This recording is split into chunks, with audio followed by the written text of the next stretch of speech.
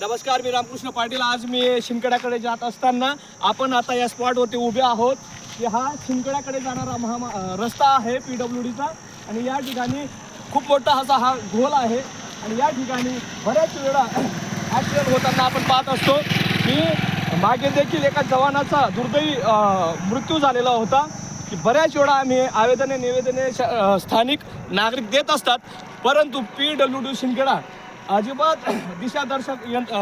दिशादर्शक फलक या ठिकाणी लावत नाही। हे बघू शकतात, आजही असा भीषण अपघात झालेला आहे।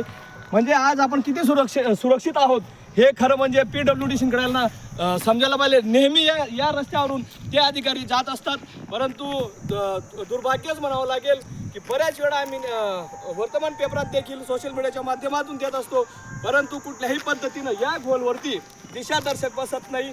किती PWD शिंदखेडा अजून कितीतरी नागरिकांचा या अपघाती वळणावर जीव घेणार आहात, वाईट वाटतं।